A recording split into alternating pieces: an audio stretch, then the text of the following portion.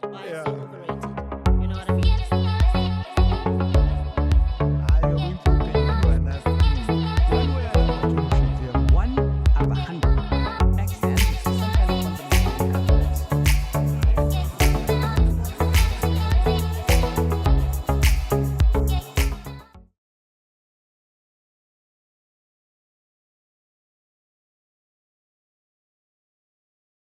Well, it's a Tuesday, and we're back again on the It's More Than Just Money movement channel, where we dive into conversations with industry leaders, entrepreneurs, and change makers that are making a difference in the South African business landscape and abroad. Today, I obviously don't sit alone on the winner's circle.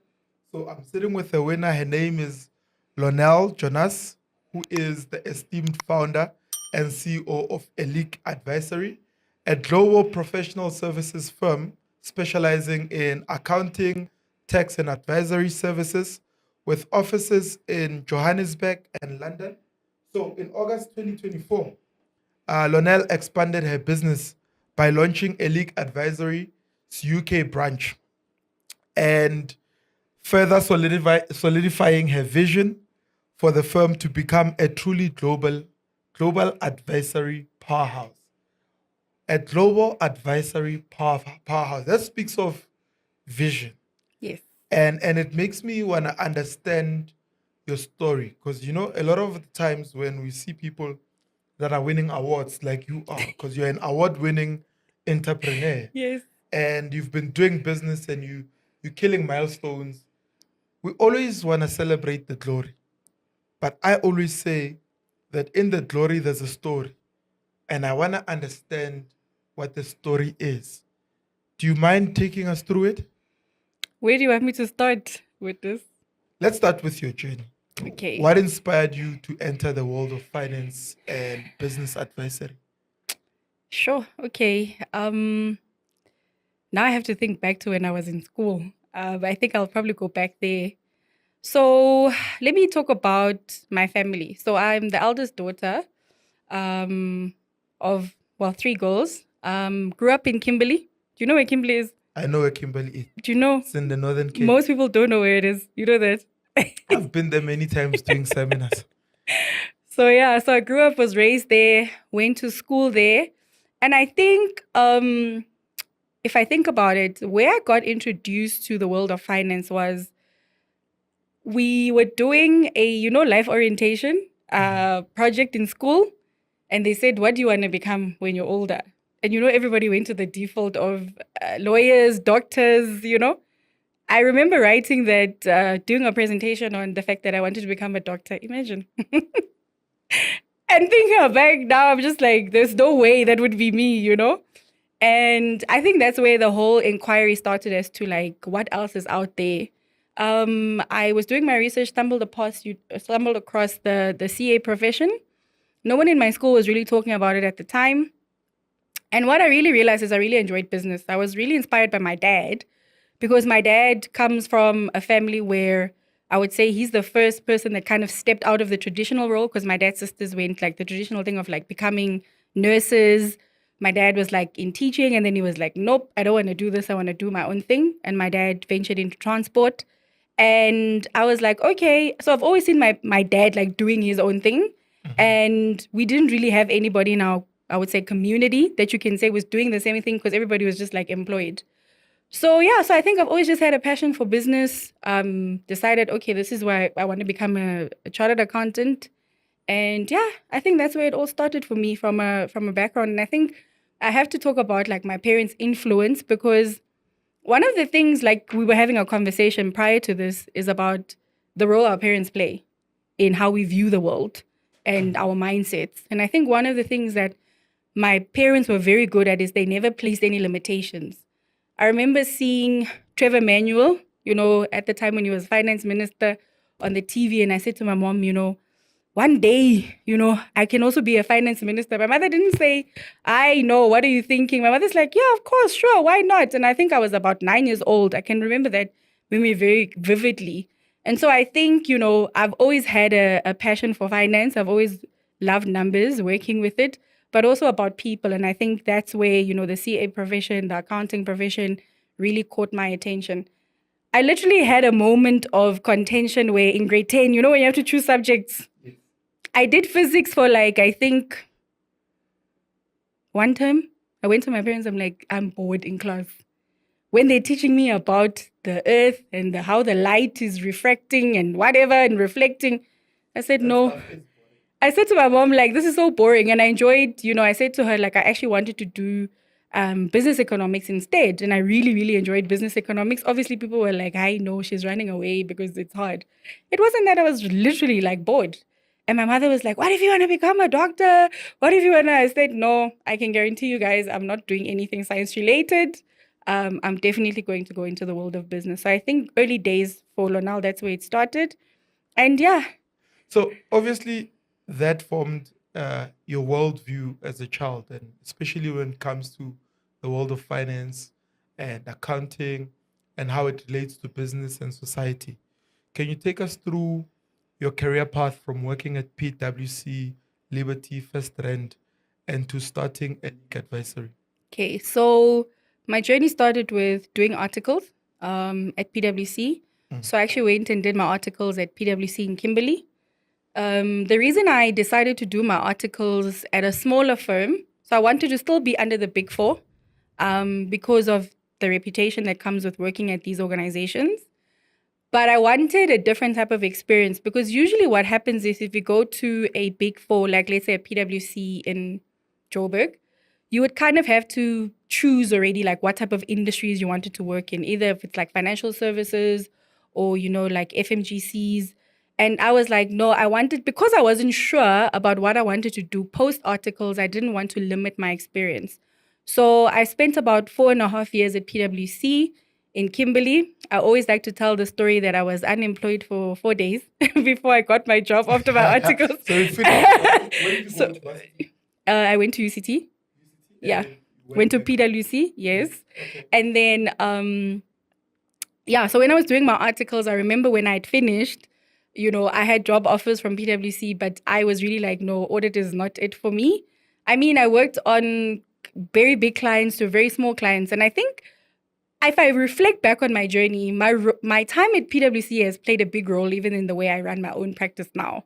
Because PwC, if you go, you can ask anybody that has worked at the firm. They are very tech savvy. PwC is always front and center, looking at more efficient ways to do stuff. They've got really high standards in terms of how they want the quality of their work to be. And they just have the best minds that work for them. Really, if you go to PwC, it's a very rewarding environment because you get to work with people that are also thinking at the same level as you. They really just thrive with having an environment of high performers. And what I did in my time at PwC in Kimberley specifically, I audited things like a school, a lawyer's trust, De Beers pension fund, an SAA, municipality. So my experience was really broad in the sense that now in my own career, running my own business, I can go into any type of business and be able to give them advice, help them implement systems, advise them on tech implementation because of that kind of foundation that I had when I was working at PwC. So I think PwC really gave me, some good foundational experience in terms of how businesses run, the different sides of businesses. So I always say that really played a big role for me. When I moved over to Liberty, that's when I moved to Joburg. That was in 2017. So I've been in Joburg since August of 2017. So I left PwC without a job. Obviously, my parents were stressed. They're like, how are you leaving without a job? I was like, no, I'm sure. I think I always knew that, I wasn't going to end up in Kimberley. That was the be all and end all. And I always knew that I was going to go into business at some point, but I knew that it was not going to happen in Kimberley. I knew that I was there for a purpose, and that was for me to get my experience. And then for me, it was obviously to just move. And that's when I made the move. So I got a call 2 weeks before my articles finished. I literally didn't have a job. And I went for an interview, and then I got the offer. I was unemployed for 4 days, and then I got the job offer. My parents were like, sure, thank you. Our child is not going to be unemployed.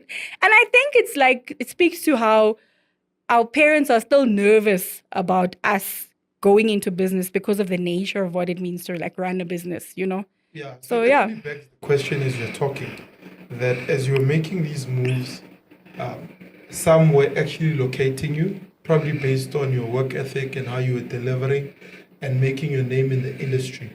So you could have gone up the corporate ladder one way or another. What motivated the leap into entrepreneurship?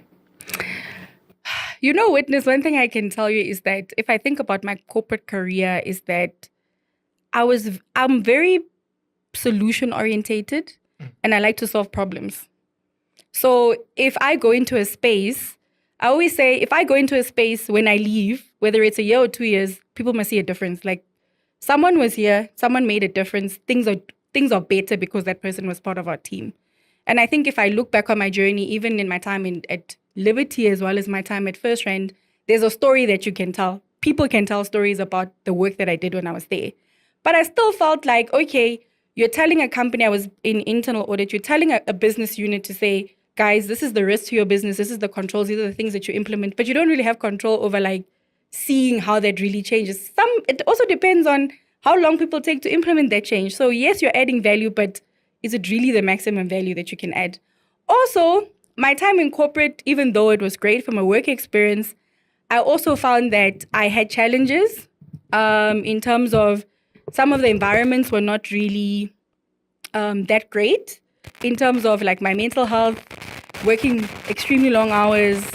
And yeah, like I said to you, I think for me, the big shift for me came when I lost my sister. So my little sister was 19 years old. We lost her on the 1st of Jan. It was in a car accident with a drunk driver. And I always talk about how my sister's passing was almost like a catalyst for me to have a real deep look inside to say, because I was like, yeah, I'm not going to do this entrepreneurship thing. I'm already deep within corporate. I'm now already almost 10 years in. I'm not going to leave now. My path is already set out. I'm doing well. This entrepreneurship thing is looking more risky now. Like, where do I even start? And at that point in time, I wasn't even sure what I wanted to do. I even tell people I never thought I would become an entrepreneur doing accounting work because I always felt like, I don't want to say it was boring, but I felt like at the time, it seemed boring to me because of the way in which we were doing business as professionals. It was very manual, people sitting with spreadsheets, capturing things from bank statements. And I was like, I can't imagine doing that. Because for me, I get my joy from seeing people being impacted, seeing there being a difference being made in their business and seeing their business grow. So my sister's passing really was like a catalyst for me to say, is this really what I want to do with my life? Because my sister, even though she passed at 19 years old, she had a big impact on our community. Lots of people spoke about that. And I was like, what am I doing with my life? Like, am I really living my life to my fullest potential? Where in my life have I limited myself, you know? And I really took that, big loss for me to really ask myself deeper questions. I remember she passed in Jan. I registered Elite in May of 2019 and officially fully went into it during COVID, which is July 2020. Wow. And now it has grown into a global firm with offices in Johannesburg and London. Yes. What was your vision when you actually first started, and how has it evolved? I mean, you talk about the passing of your sister and the fact that now you started questioning what you wanted to do with your life. Now you launched this business. What was the vision then, and how has it evolved over the years? So I think when I first started Elite, I knew that I wanted it to be one of the biggest firms in the country. I think that was my vision from the start. I think, I always talk about this witness that people go into business, like I always say to people, don't leave your job that's nice and comfortable, that you don't have to stress about for entrepreneurship if you're going to play small, right? If you're going in entrepreneurship and you're only stressing about, can I get a purchase order from a corporate company, right? And I always say when I come across entrepreneurs, especially in South Africa, I feel like we think too small sometimes. Like we think here. We're not thinking of ourselves like, I'm starting this business, but I have a bigger vision in mind, like a global vision for where I want to go. And I think for me, it was always like, I wanted Elite to be known across the world.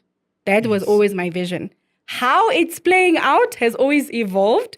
Like, what type of services we're offering, who are really our clientele. Like, it's changed. Like, from when we started, I always knew that I love technology and accounting was the easy way in. People would come to me and say, Lornelle, can you help us with our books? Then you start dealing with business owners. You're like, okay. Even our industry itself hasn't even evolved to the way that technology has evolved. And I think that's where my love for, Xero came in, and technology was like, someone introduced me to Xero. I was like, oh, things have changed in our industry from when I was last at PwC. We've now got cloud platforms. There's more efficient ways of doing it. I can now leverage this information to do what I actually love, which is advising clients on strategy, how to implement strategy, how to grow their businesses. So I think how it's evolved from when I started, I think in terms of me saying, we're going to go into the UK, I always knew I wanted it to go into the UK. I didn't think we would do it as fast as we did now, but I think technology has helped us. And yeah, I think the clients that we serve now, that's how it's changed from when we started. What were the clients then and what are the clients now? I think in the beginning, Witness, we just took on anyone that was like, I want an accountant. You wanted Right? money. No, I think it's like you're trying to assess. I think it's part of a business. You can't say, I'm not going to accept a client. You accept a client. Obviously, there's clients where you're like, okay, no, this client I can't take because they actually cannot afford my services. Then there are clients that can afford your services, but then you're like, the relationship is not working. They don't have a vision for their own business, so it doesn't work, right? They don't want to do the right thing. One of the things, Witness, that we constantly get challenged with as accounting professionals is that you have a business owner that wants an end result. And they don't understand that as accounting professionals, we have an ethics code that we have to abide by, right? So people will come to you and say, can you please reduce this number for us? And you're just like, we can't do that, right? Because there's a law, there's a tax law that tells us you can do 1, 2, 3, 4, 5, but you definitely cannot do that. And then you find people coming and then you realize, okay, no, this client actually doesn't want to do the right thing. People want to break rules. And yeah, so then with that, you kind of shape, the type of client you want. You kind of develop questions as to now interviewing the client instead of them interviewing you. Some clients we also let go after 3 months. You also don't know they're going to be a fit, and we just decide. So I think our processes have definitely evolved as to who we onboard as a client. So it's not every person that walks through our doors now that we accept as a client. Wow. Awesome. Guys, if you are watching this, please keep on engaging. Let us know which part of the conversation resonates with you. And you must remember that on the 1st of March, we've got the It's More Than Just Money Business and Property Seminar taking place at the Southern Sun Hotel in Rosebank in Johannesburg.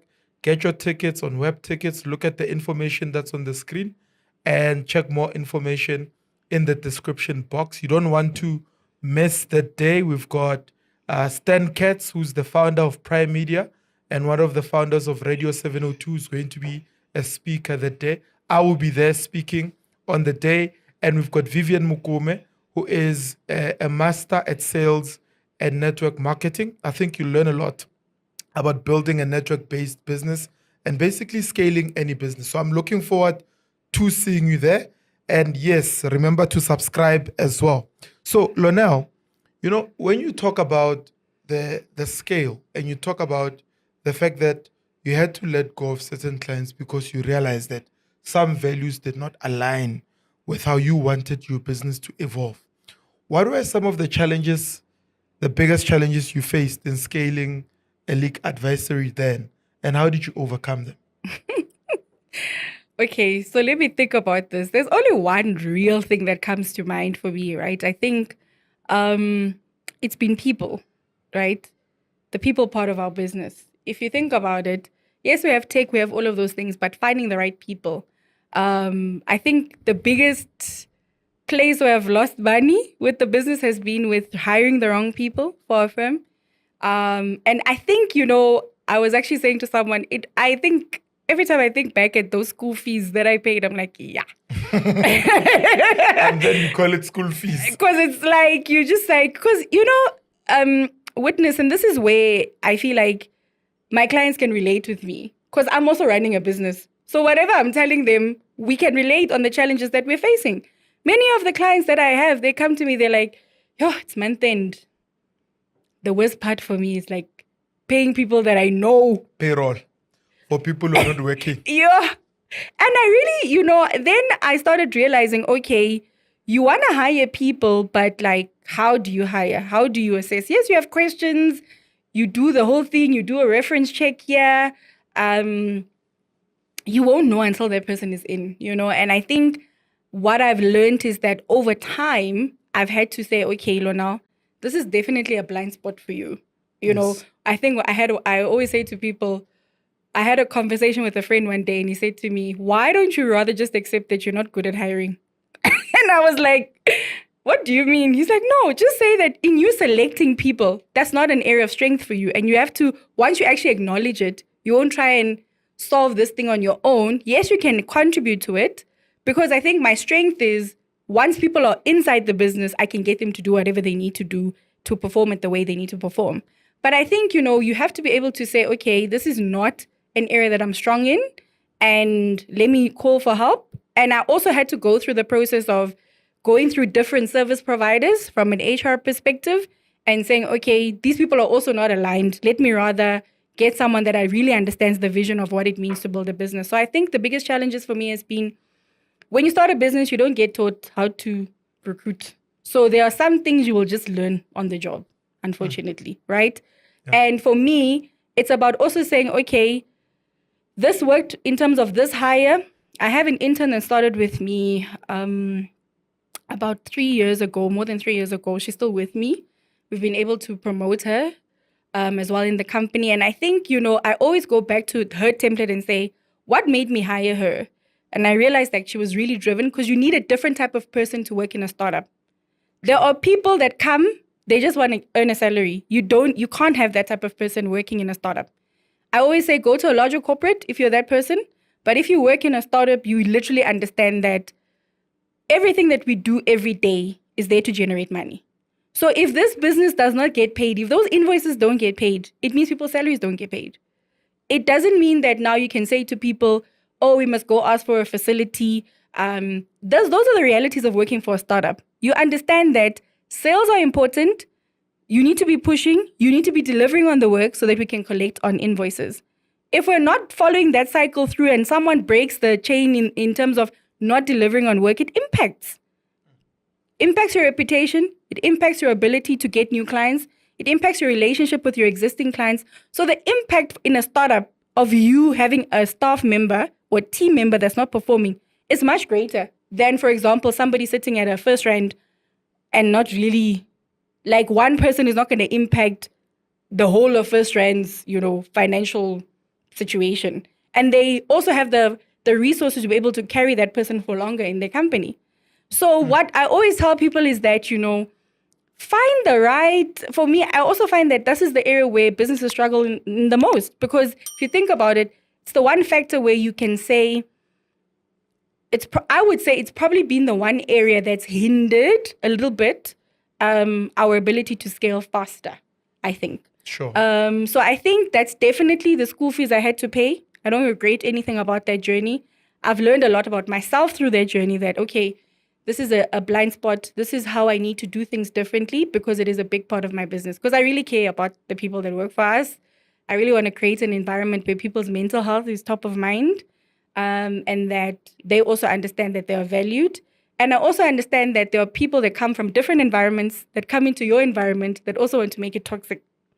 There are some people that have only been exposed to toxic environments, and they come into your environment and it's not toxic, and they're like, no, I can't cope here. So if I get you straight, somebody is coming from one corporate company to another, right? And they've been experiencing toxic environments. And they come into your business as an entrepreneur. You are building a thriving environment that doesn't have toxicity. And that person just wants to introduce toxicity because that's what they're used to. 100%. Sure. 100%. How does one curb that? And I think also some people don't know what it is. Like, my team knows. I'll ask them, how's your mom? How's your dad? How's your child? How are you doing mentally? And I think I have that relationship with my team, because I literally introduce something that we do in our team meetings. We have a check-in every morning where I'll say, okay, guys, I wanted to create something that they didn't feel like we were being like intrusive, like they oversharing. I was just like, can you just give me an indication based on the weather? What is your weather forecast today? How are you feeling? You know? And some person will say it's sunny. Other person will say, hey, it's thunderstorms, you know? So then you know, today is not the day. If witness is saying today is Hurricane Katrina, it's not the day to have a difficult conversation with witness today. Today is not the day to tell him about all the things he has not been doing. We can have that, we can park that conversation for when he's in a better state of mind to receive the feedback. Because sometimes we think that, oh, we just need to give feedback today. Sometimes it's about saying there's still a human being at the end of the screen of this service. There's a person here. So what is that person's mental state? And then saying, okay, can I now have this conversation? Sometimes it's even having a conversation to say to someone, I have noticed. I just wanted to make sure that you are aware that how are you doing mentally? Is there anything we can do as a company to assist you in managing whatever is happening? And sometimes people don't have to talk, but it's okay for them to be able to recognize when they're also experiencing their own mental health challenges. So yeah.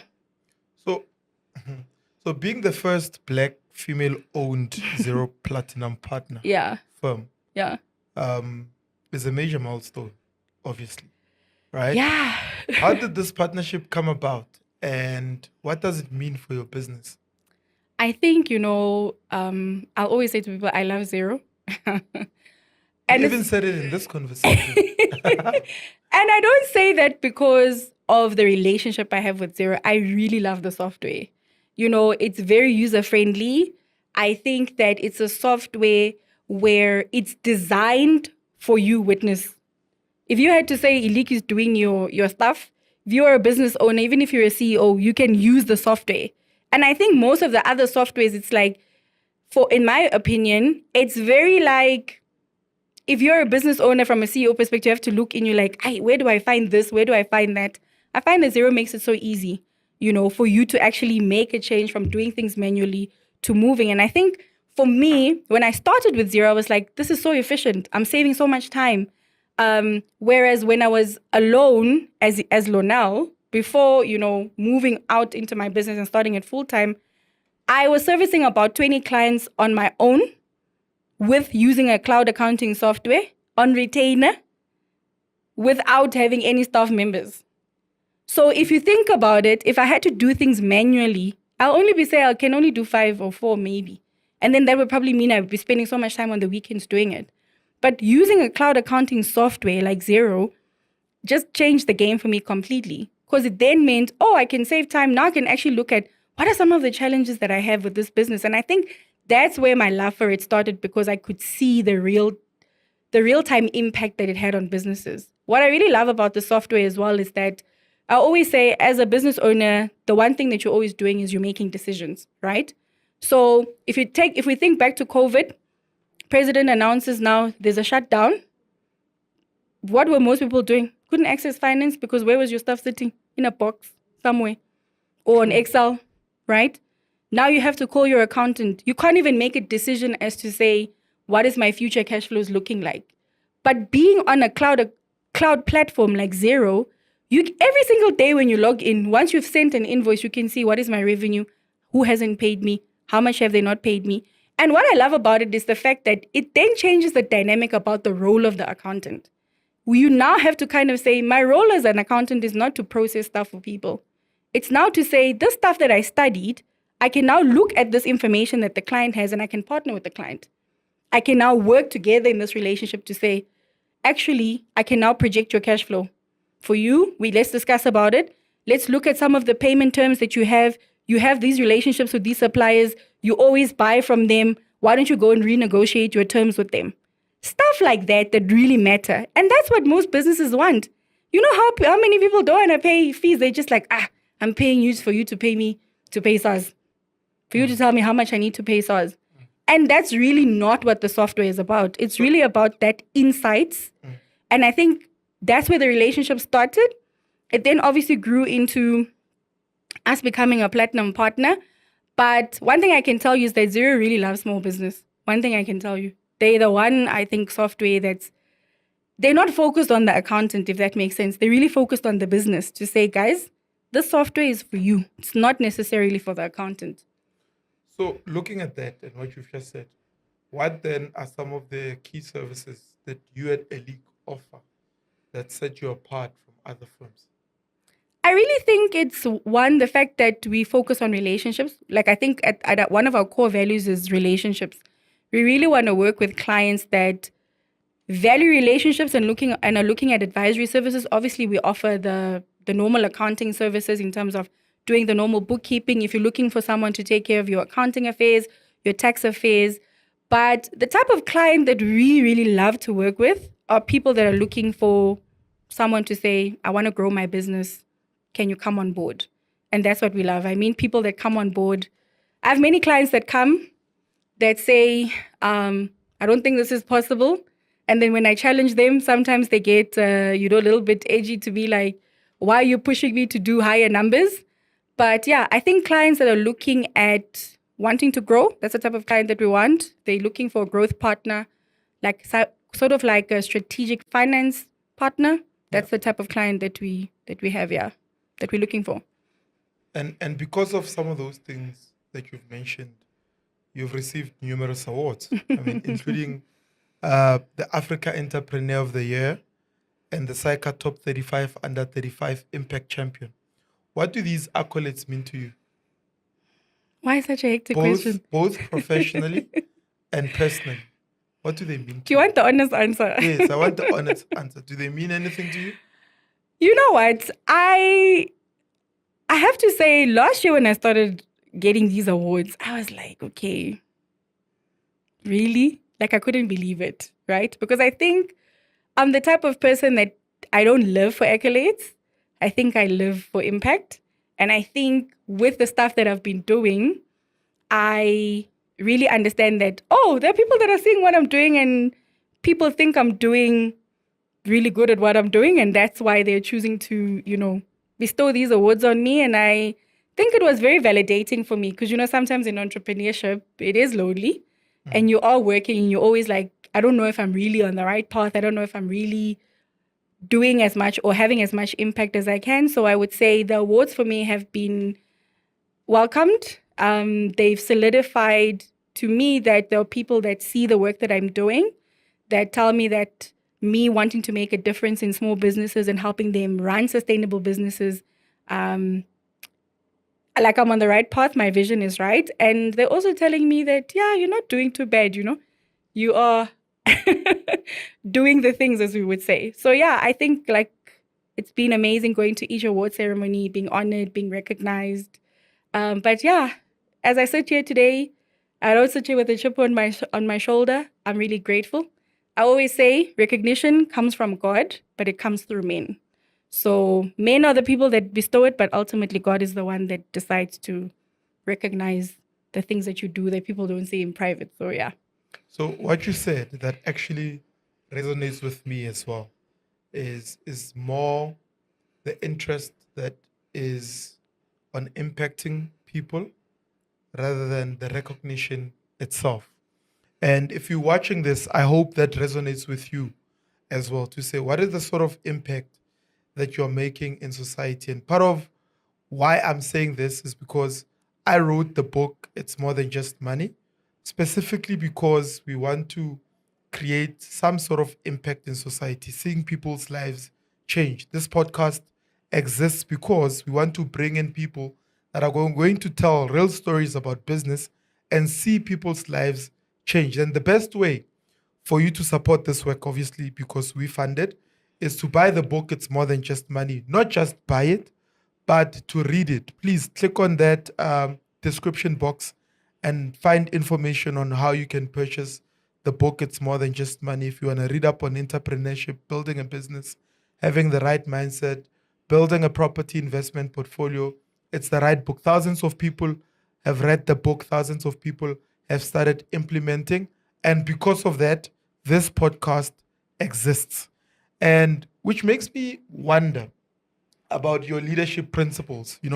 What are some of the leadership principles that have guided your success in both corporate and the entrepreneurial space? I think one of the principles I live by is that I live through servant leadership, like serving people. Like I'm a very servant type of person. Like how can I be of service to my team? Leading by example. You can be, some people can be put in leadership positions, but they don't think about the people. I always say when you're a leader, it's about the people. It's not about you. It's about getting people to get behind you to achieve the thing that you want to achieve, and also getting people to buy into your vision. I think that's the most difficult part as well about being a visionary and about being a leader. If you think about it, if you look at someone like Nelson Mandela, how do you get all of these people to say, yeah, we're choosing you, we're going to follow you?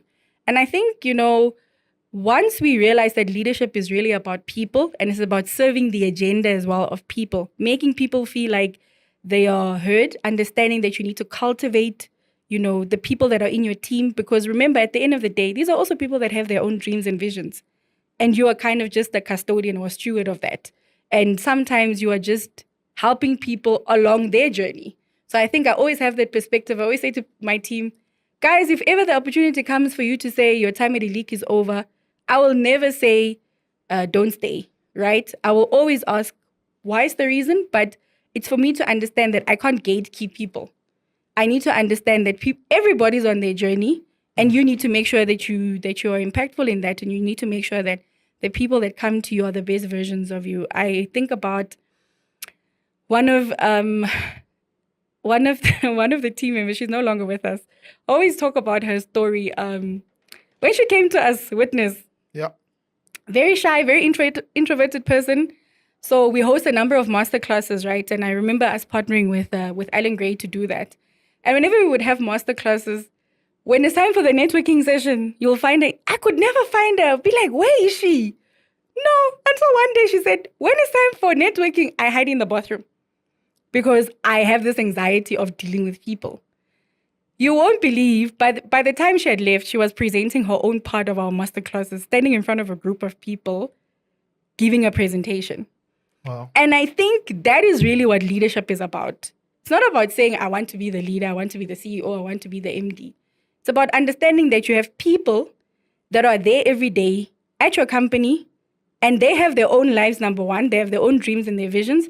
How do you make sure that they buy into yours, and how do you align? So it's about people first, serving people, and understanding that your role in their lives is to also help transform and impact their lives as well. So in all of that, how do you stay innovative and ahead of the curve in a constantly evolving financial landscape? I think curiosity. I'm always curious. I never tell myself I know everything. And I don't limit myself and say I'm an accountant. I mean, with the work that I'm doing now with the AI for Developing Countries Forum, because I have tech, I love tech. I'm not telling myself I'm an accountant, so what do I know about tech? I love tech. So I'm going to go into spaces where people think I don't necessarily belong because I have a curious mind. And I think, a lot of us are like stuck in, if you have a closed mind, if you don't open your mind up to possibilities, I think it limits your creativity and being innovative. And I think the way in which I do that is like I constantly think about new things to do, new ways to do something. I'm very solution focused and solution driven. And I think because of that mindset, I'm always looking at like what else is out there that can solve this problem that I have. So you've just mentioned that you're involved in the AI for Developing Countries Forum, right? So how do you see AI then transforming finance and accounting in developing markets or emerging markets? It's already here. Hey, with this, I always say that, with my work that I'm doing, even in the industry, is that a lot of us think AI is we still have to get there. I literally attended a webinar the other day where I'll give you an example. If you have a tax person working in your company, let's say it's a tax consultant, and you come to us with a tax matter and we have to write this objection or this letter to source to say this is the reason why we're objecting this amount, there's literally a tax AI where you can write and say to this chatbot AI, this is the issue with this client, this is what we want to do, write me a letter. Just write one sentence. We will bring you up the letter within minutes.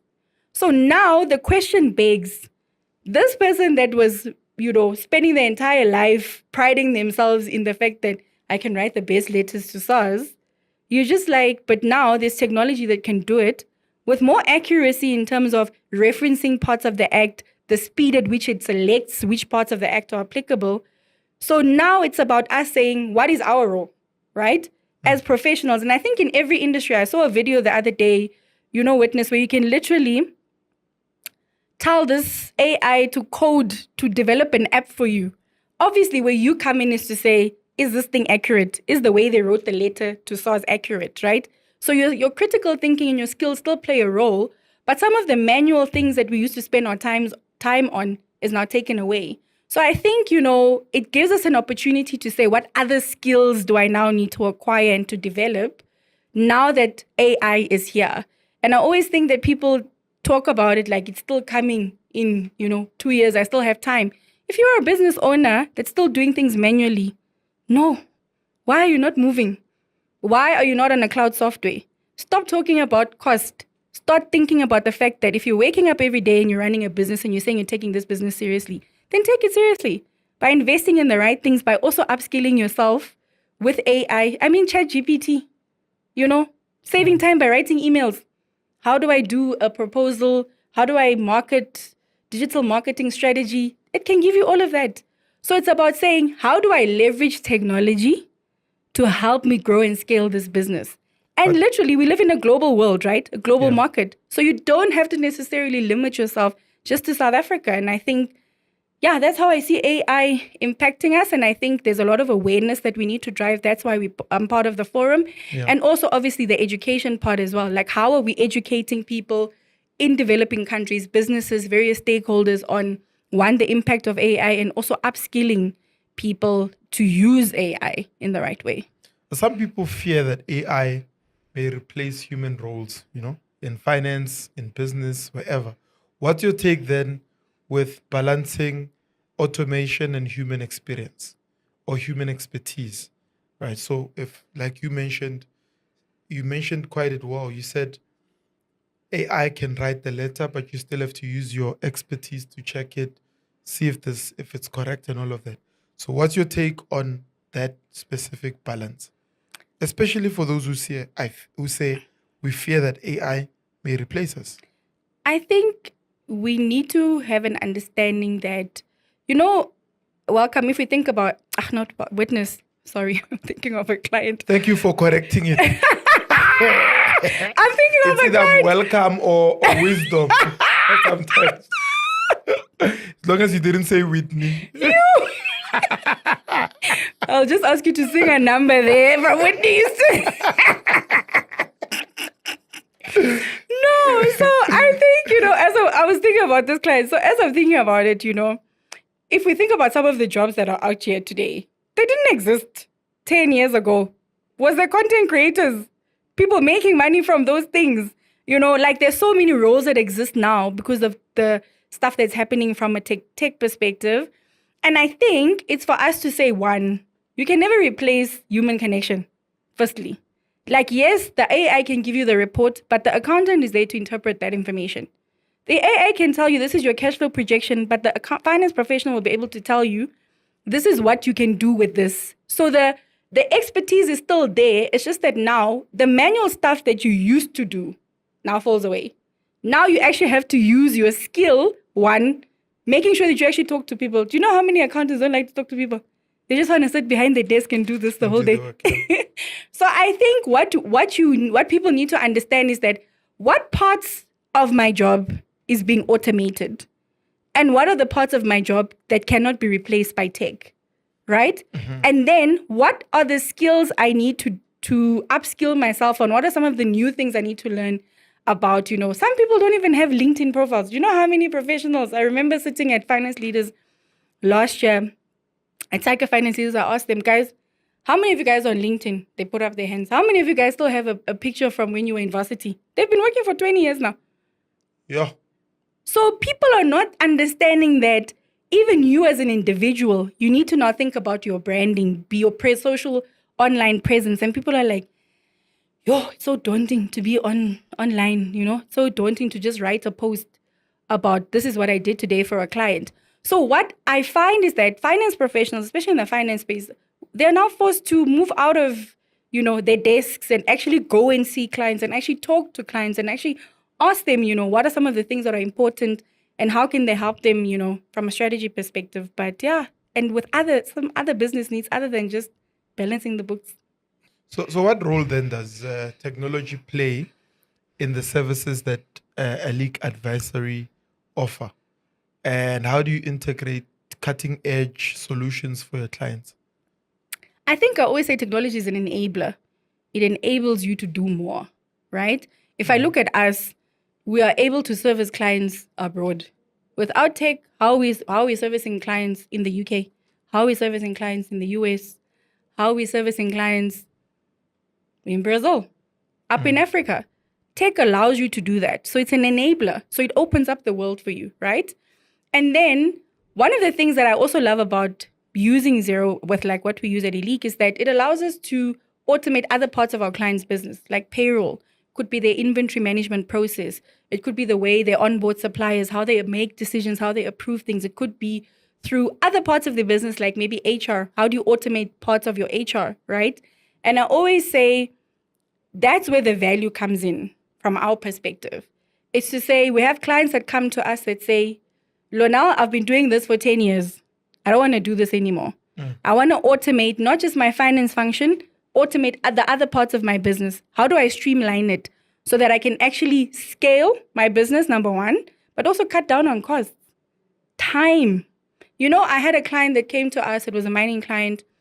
They were processing the invoices manually. They were doing payroll manually for about 180 people, staff members. And one of the things that the lady who was processing the invoices said, she's like, no, I don't have to stress about month end. I don't care.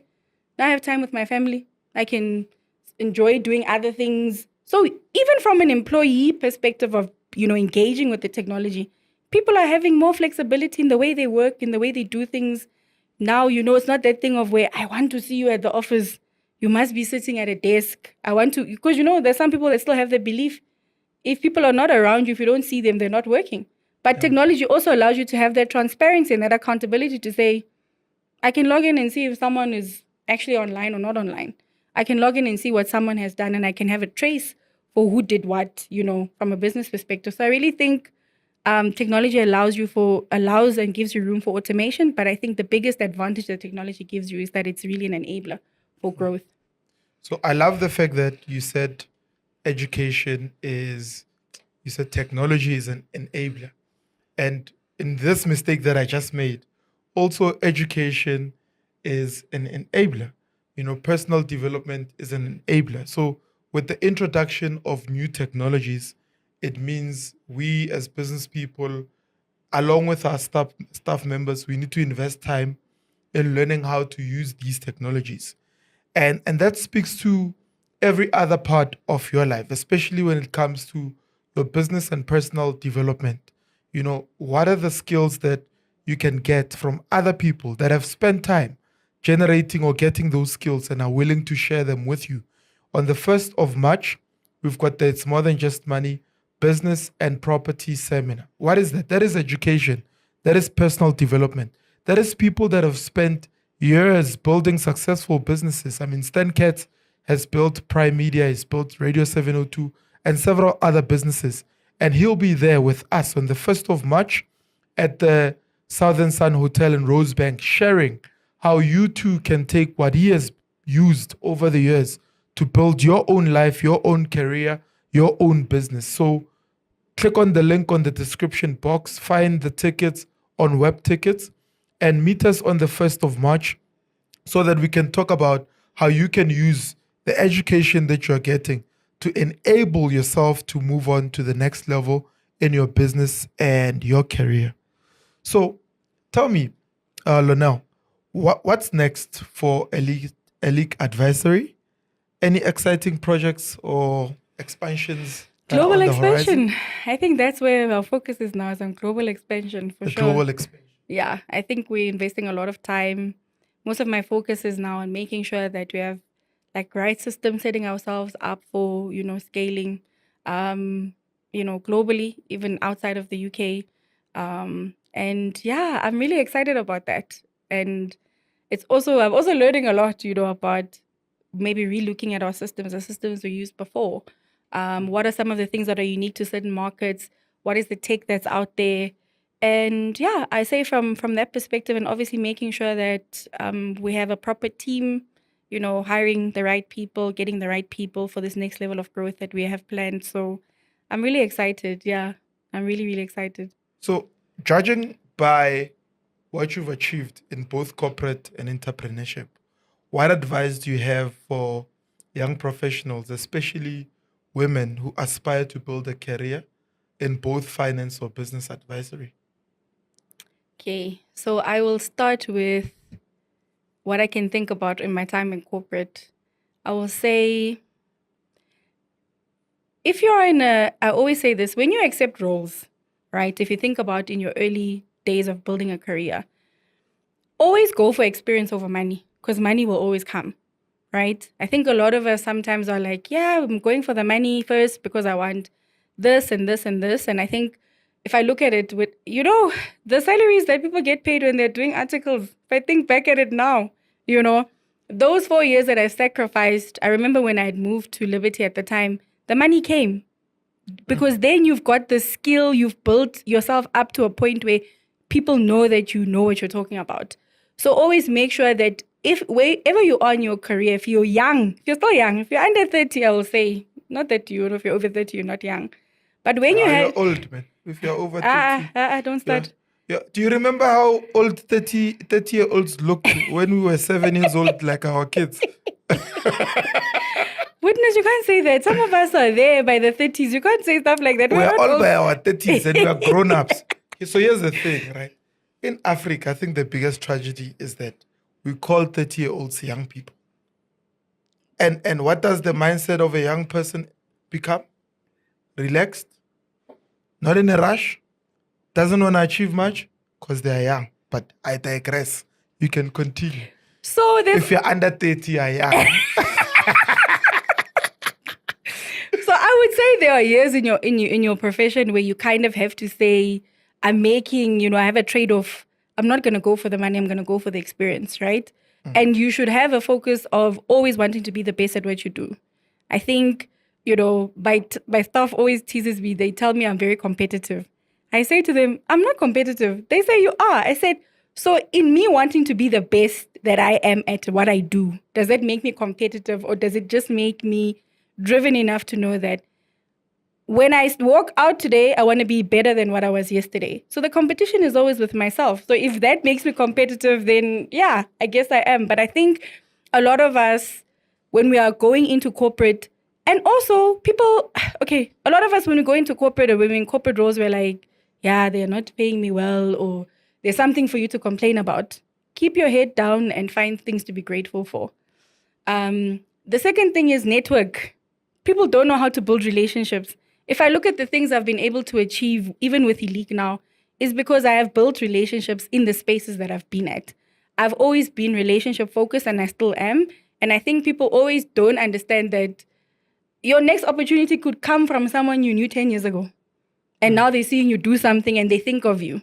So how you make people feel matters. So one, I would say, just to recap, from a perspective of, if you're still young, make a choice of sacrificing the money for getting the experience, because money will always come.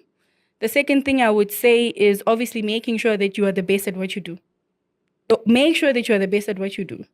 Not because you want to beat the next person, but you want to improve in what you do. So don't go to work and say, I'm just going to give bare minimum. It will pay off. Because if you think about it, people say, yeah, but then they give me more responsibility. They give me, witness, if I think about my time at First Rand, I was an internal auditor, but I was sitting in meetings with CEOs and decision makers because of the way in which I carried myself and the work that I did. I was involved in key strategic projects. They would say, send Lornelle, because I never said no to opportunities that would come. And now it's easy for me to engage with people on all levels because I had that experience when I was there. So don't limit yourself to the role that you have. And then I would say value relationships. If you're not a people person, build that skill, right? And then I would also say, just make sure that you have a vision, that everything that you do is with intention, that you're not wasting time, that you are very intentional with the moves that you're making. I always tell people the reason why I do things at the rate at which I do it with Hilik is because I don't sit and say, one day when I'm 50, I still want to be doing this. No, I know that at 40, there's a different picture that I want to have for my life. There's a different thing I want to be doing. I don't want to be having the same challenges and issues I had, 10 years ago. And I think, a lot of us don't move with intention and we don't move with purpose and we're just doing things for the sake of it. And I think in closing, the most important thing I would say is people should have perspective. Choose perspective over your own perception of your own situation.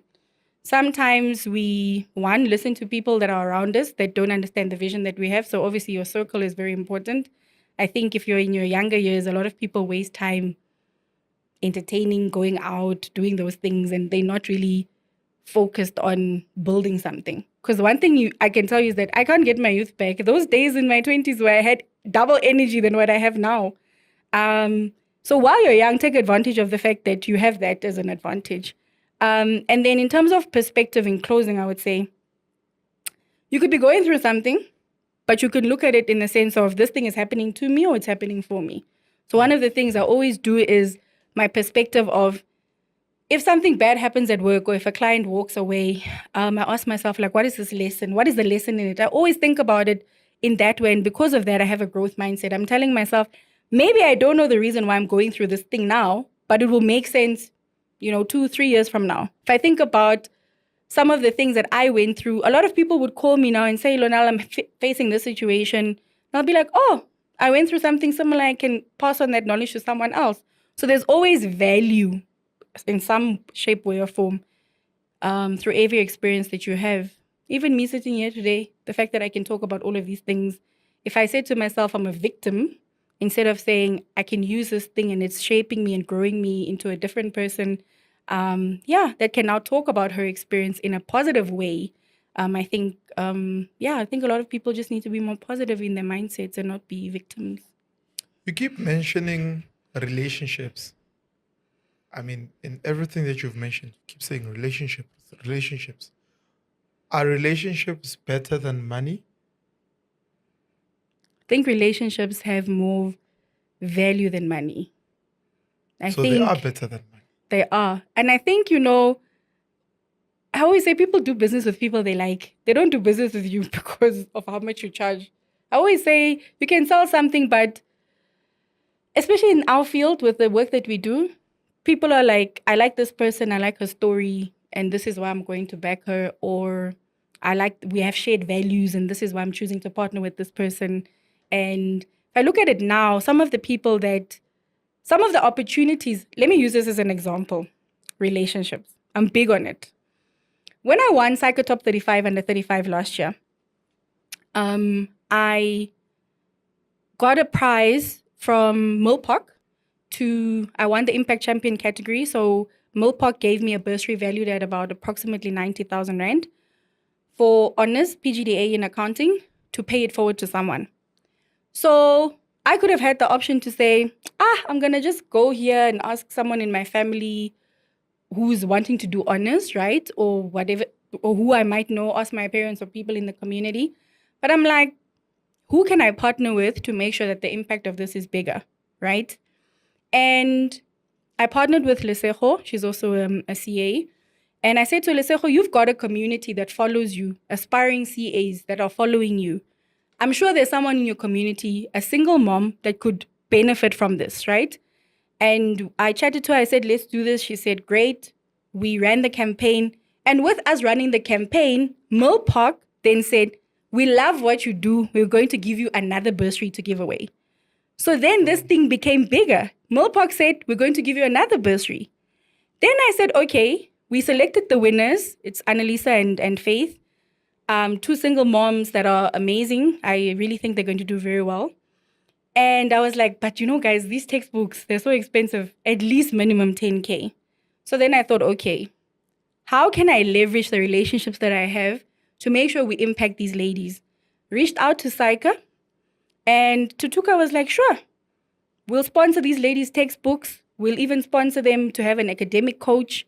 And again, I could have chosen to take that one gift that I got from the awards, the bursary, and say, I'm going to give it to someone else. But because I'm very relationship focused and people driven, I went into my network and said, I want to impact someone. I want to make a really significant impact to someone that it will really make a difference in. And everybody bought in and said, we love what you're doing. We got two organizations to partner with us to make sure that this is impactful. And now SAICA is even going to write about their stories in an upcoming issue in their accounting essay. So it's one person saying it's bigger than me. It's not about me. And that's why I say relationships always better than money. Because through the relationships, 180K came in through the bursary, 20,000. I didn't have to have the money myself, but people were willing to put their money there because of what they believed in. If you could go back and give your younger self advice, one piece of advice, what would it be? Shouldn't doubt yourself as much, I would say. I used to doubt myself a lot as the younger version of Lornelle. And it worked out. It really worked out in the end. That is what I would say to my younger self. I would say it will all work out. Your dreams are valid, even though no one validates your dreams. If I think about myself in the industry as being a Black female in the industry, it has its own challenges. You know, in a male-dominated industry, walking into spaces where people don't believe. And I would say just be your biggest supporter. I've had to do the work on my own to be my biggest cheerleader because I don't have people validating it. You know, if you're someone that's setting a new path, you don't always have people validating it for you. And I think that's always been my journey. I've always been a pioneer in the spaces I've been in. And I would say to my younger self, believe in yourself more. Don't doubt yourself. And And do you have a way you define success? And what legacy do you hope to leave behind? What is success to you? Success is at the end of my life for me to say I've lived out my purpose, whatever that was, whatever God ordained that to be for me. I don't think success is necessarily you having cars, and because I understand that there are things in life, or money, there are things in life that matter more than that. So I think for me, success is me walking in my purpose. And I think even this year, with the start of this year, I told myself I want to be more intentional in the work that I do, the types of projects that I accept. Like, I don't want to steer away too much from what really is my mandate on this earth for me to achieve and accomplish. I believe money will follow if you're on the right path and you're staying true to yourself. Yeah. And what was the other question again, Witness? What legacy do I hope to leave behind? Yes. I think, I think that I made a difference, I think in my kids' lives specifically, I think if I really think about the legacy, it's like what I leave behind for my kids. I really love my children very much. They make me laugh a lot. And I really love the fact that I can see what it means to have a present parent in your life, because kids' minds are so open and they ask lots of challenging questions. And I think for me, the legacy will be in the people's lives that I've impacted, but for my kids to know that there's nothing that's impossible for them. And they should always just believe in themselves. That's amazing.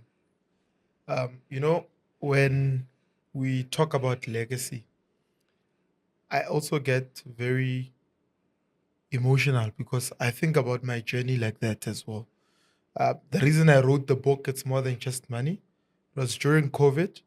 And I thought to myself, what if I catch COVID and die? Is my legacy going to be, I started a business, I've got properties, and my daughter was quite young then. So I started to write the book, It's More Than Just Money. And for me, I wrote it in such a way that I had her in mind.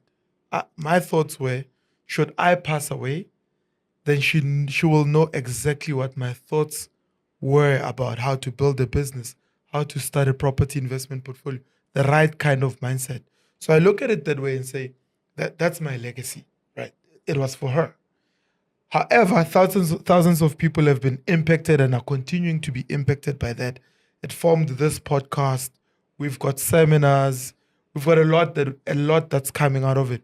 You and I are sitting here simply because I wrote that book wanting to leave a legacy. And if you haven't purchased the book and you're online, you're watching this, and you're looking for a way to support our work, please click on that link in the description box. You'll know how to purchase the book. It's more than just money, so that you can continue to support this work and we can continue to have impactful entrepreneurs and business people that can sit here and share their journey with you. Do you have any final thoughts? But before we get there, I want to know, where can people find you? So people Before can you find give me. them anything, where can they find you? Because you've been giving them value. Yes. And I want a lot of these business people that are watching to also partner with your business, Yeah. and see how they can work with you moving Yeah. forward. Yeah. So where can our audience find you and follow your journey and learn more about Elite Advisory? So they can find me on social media. That's where everybody is. So on Facebook, it's Lornelle Jonas. On Instagram, it's at Lornelle Jonas _Lornelle Jonas. Yeah. On LinkedIn as well. I've got a huge following on LinkedIn as well. And if you want to obviously get in touch with us from an elite advisory perspective for services, it would be through our website, www.eliqueadvisory. That's ELIQUE. People are always like, how do you spell Elique? You know, people pronounce it Elike. I was laughing when you were asking me, how do you pronounce it? So it's eliqueadvisory.co.za. Our contact details will be there, or just simply info@eliqueadvisory.co.za. Yeah, that's how you can reach out to us. So yeah. You know, it's funny that you mentioned Facebook. I looked at when we actually became friends. I think we became friends ever since Facebook started. Really? I kid you not. I don't remember how or when we became Facebook friends, but I think it was from the time I started my Facebook account. I remember following you even before you wrote the book. Yes. I always laugh at your posts because, you know, when you write something and I'm like, Witness is very good at selling. And then you'll say something, you're like, yeah, and that's why you should buy the book. Just buy the book. So I'm like, no, like, you're very good at sales and you're very good at marketing. So I think, you know, I always love it because I'm like, yeah, it takes a very skillful person to be able to sell something to someone, like sell water to someone as to why they should be drinking this water. And not like you need it because you're thirsty, but like, yeah. So I've been following your journey even before you wrote the book. Yeah. And that's why I'm saying we've been friends for quite a long time. I think it was around the time where, you know, in Facebook, you just add people. Yeah. Because you wanted friends, you just add. Then you start Like to and wonder, subscribe. Oh, I've been seeing this person for quite some time. Oh, they're married now.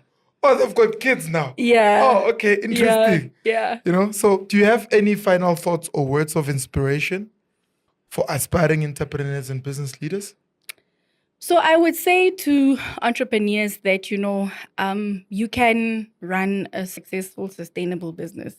I think, you know, if we look at the rates of, you know, startup failure or startup success, you know, it's really about people saying, you know, this thing is so risky. And I think it's about saying, if you really have a dream that you want to pursue, if there's really a purpose that you have of wanting to make a difference, I always say people buy from people who are solving problems.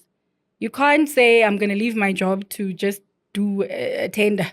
You know, that's not really, I wouldn't say a sustainable business model, but I think we need to start really cultivating a more of an entrepreneurial spirit, I think, in our country. First of all, to say that we can compete with the best of the best, you know, overseas, internationally.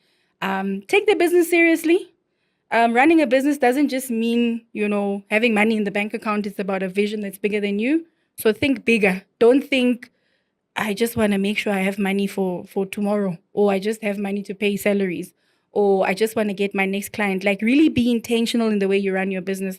We're running a program with a company called Power Africa and with the African Development Bank, where we were responsible for educating women-owned entrepreneurs and then onboarding them onto an accounting software. And one of the things that I would say to the ladies is like, do you have goals for your business? You know, like, what are your goals? Like, what are your targets for this month? Is it 20 clients? No, I don't even know. Make sure that you know what's happening in your business. Invest in the technology to make sure that you have insight so that you can make the right decisions. I always say that I feel like we play too small. I was having a conversation with an Uber driver one day, and he's like, "Yeah, I've got 3 cars now." And I said, "Okay, what is your vision?" He's like, "No." I said to him, you can easily make like R1,000,000. He's like, "I haven't made 1,000,000." I said, "Why?" Like if Yeah. you just start thinking, I even made an example. I said to him, people are struggling, especially in Joburg, to find reliable transport for their kids. But you could say to people, it's easy for you, book online, have transparency, how much is it going to cost, automate that part, and then, offer that service to the clients. And he was like, yeah, you're right. I said, yeah, immediately by using tech, you now have access to a bigger market, right? Than what you would just be on a day-to-day basis handing out business cards. So I would say last words is anything is possible. Think bigger. Use tech. It's an enabler. It's our friend. It's not our foe. And yeah, follow me on socials, of course.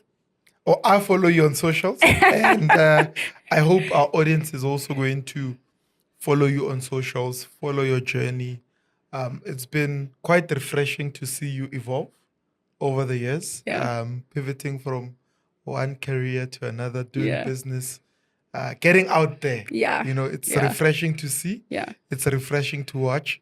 And thank you so much for accepting the invitation to Thank you come for sit having with me. and have a conversation about, we covered your journey, we covered business insights, we covered technology, we covered impact, and I hope if you are watching this, you are inspired by Lornelle's journey and that you are getting towards taking action for every part of your life, not just business, personally, spiritually, mentally, physically.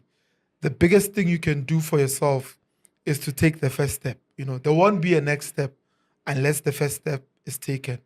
Now, from my team and I broadcasting from Johannesburg, South Africa, it's more than just money. We'll see you again in the next episode. Thank you for watching.